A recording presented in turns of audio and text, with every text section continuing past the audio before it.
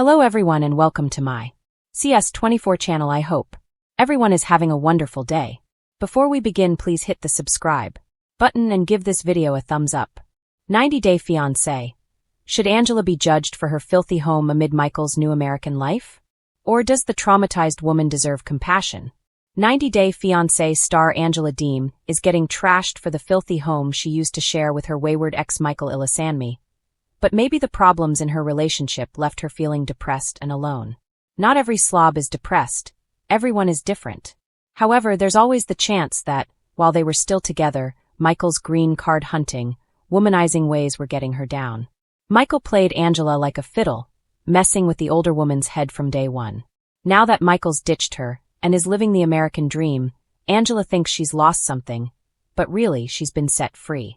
It'll just take a while until she realizes that she can enjoy life more on her own. People in toxic relationships get used to the highs and lows. They may even get addicted to them. However, ultimately, real happiness can't be attained in a relationship where one person is using the other. There will always be a void. As Aramo Egbang's TikTok shows, her home was sometimes a mess while she was with Michael, but the rest of her life was messy too. In a way, it makes sense that what someone's enduring psychologically shows in their environment. However, some people don't have any pity. Instead, they tear into Angela, criticizing her poor housekeeping skills. They don't seem to be as hard on the man who accepted oral sex from another woman, in his car no less, while he was Angela's partner. Instead, one fan in the comments berated Angela for not cleaning up before Michael arrived. Angela deserves some of the shade. She's a fiery person with a terrible temper. She needs to learn to control that. If she does, her whole life will change. The housework thing isn't such a big deal, so maybe people should give Angela a break. She worked in a hospice, taking care of people in palliative care. That job requires compassion. She looks after her kids and grandkids. Angela also entertains audiences. Michael's insincerity was always there, but Angela would push it away, trying to believe in him. That was a sad thing to witness. Yes, she would explode when all the doubts and fears festering inside of her hit critical mass, and there's no excuse for some things she's done. However, him using her was inexcusable too. On both sides, there were serious problems.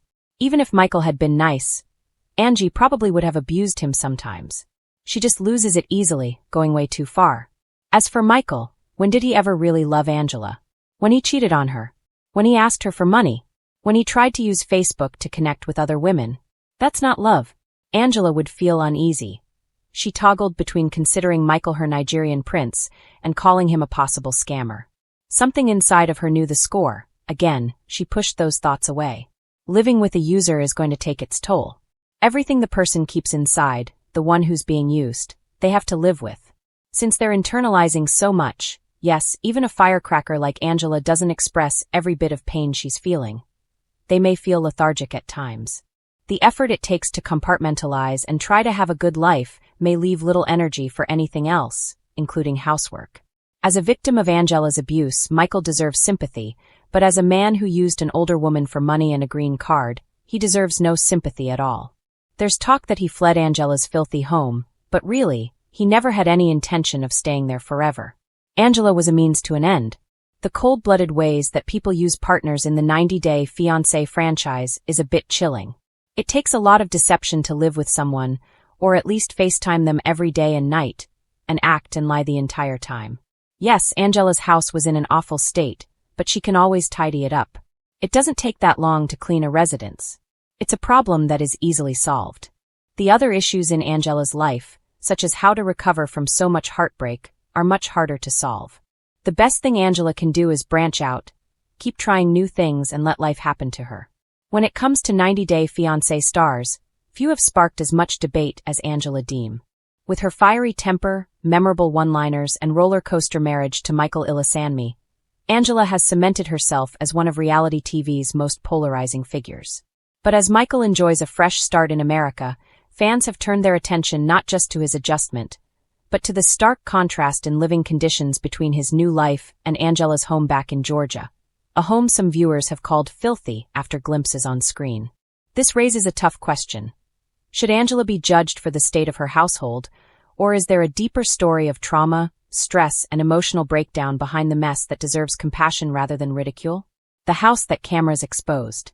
Throughout her time on 90 Day Fiancé and its spin-offs, Angela's Georgia home has occasionally been featured, offering viewers unfiltered snapshots of her daily environment.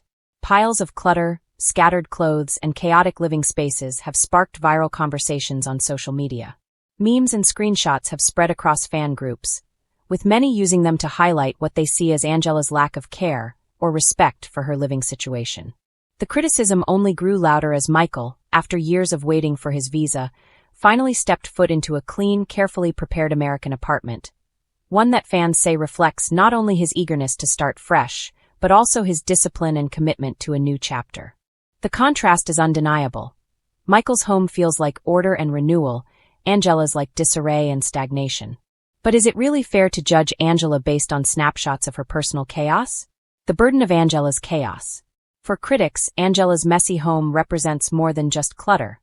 It symbolizes her inability to manage her life in a healthy, structured way. They argue that the disorder mirrors her toxic relationship habits. Impulsive, reactive, and fueled by chaos. Your environment is a reflection of your mind, one fan wrote online, pointing to how Angela's explosive temper and disorganized household seem to go hand in hand. If she can't take care of her home, how can she take care of a marriage? It's a harsh but commonly held perspective. Reality TV thrives on drama, and Angela's household presentation has become another layer of spectacle. Something viewers dissect as evidence of who she really is. But there's another side of the debate, one that sees Angela not as lazy or careless, but as a woman weighed down by grief, stress, and endless responsibilities. Angela is a grandmother raising her grandchildren, often with little support. She has faced the stress of a long-distance marriage plagued with betrayal, immigration struggles, and public scrutiny. On top of that, she's coping with the emotional fallout of her mother's passing, a loss that left a visible impact on her demeanor and ability to cope. Mental health experts often note that clutter and household disorder can be symptoms of deeper struggles, depression, anxiety, or unresolved trauma. What looks like neglect may actually be the physical manifestation of someone's inner chaos. For Angela, whose outbursts often mask vulnerability, the mess could be less about laziness and more about simply trying to survive under the weight of her circumstances. Sometimes people judge what they see on the outside without realizing the emotional storm someone is weathering on the inside. A fan commented in defense of Angela. She's been through so much, maybe compassion is what she needs, not mockery. Michael's fresh start, Angela's stagnation. Michael's new life in America has only deepened the debate. Fans gush over his tidy apartment, his efforts to adapt, and his sense of gratitude. For many, he symbolizes resilience and hope, the immigrant dream taking shape after years of waiting. Meanwhile, Angela remains in Georgia, her home still criticized for its clutter and her demeanor unchanged.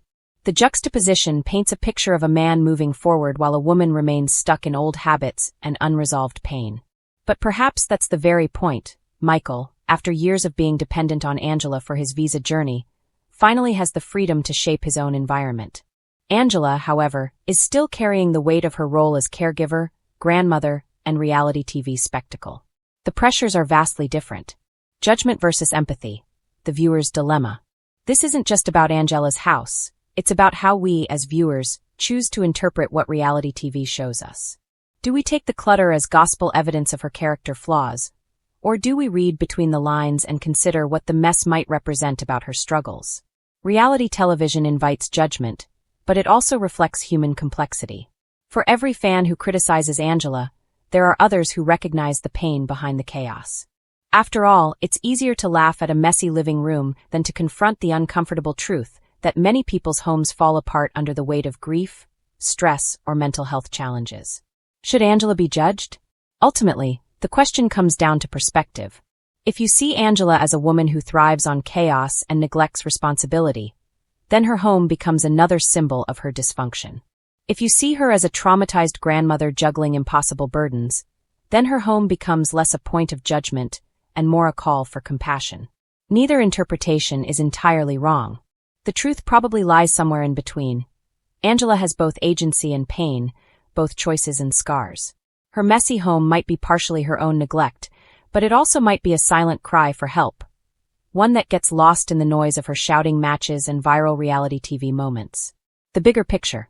What Angela's story really reveals is how quick society is to judge women for the state of their homes. From homemakers to grandmothers, women are often scrutinized for cleanliness in ways men rarely are. Michael's tidy apartment is praised, Angela's cluttered house is ridiculed. Yet the context of their lives couldn't be more different. Shouldn't the conversation be less about shaming and more about understanding? Shouldn't we, as fans, remember that these people are more than just the personas edited for television? Conclusion: chaos, compassion, and the human story. Angela Deem may never be a fan favorite. Her explosive temper and controversial choices ensure she will always divide viewers. But when it comes to her home, perhaps the real question isn't whether she deserves judgment, but whether we should be so eager to judge in the first place. Michael's fresh start in America highlights hope and order, while Angela's messy home reflects a woman still caught in cycles of pain, responsibility, and unresolved trauma. The two images together tell a story not of winners and losers, but of how differently people cope with the burdens life throws at them. At the end of the day, maybe compassion, not criticism, is what Angela needs most. After all, beneath the chaos and clutter is still a woman, flawed but human, just trying to hold her world together.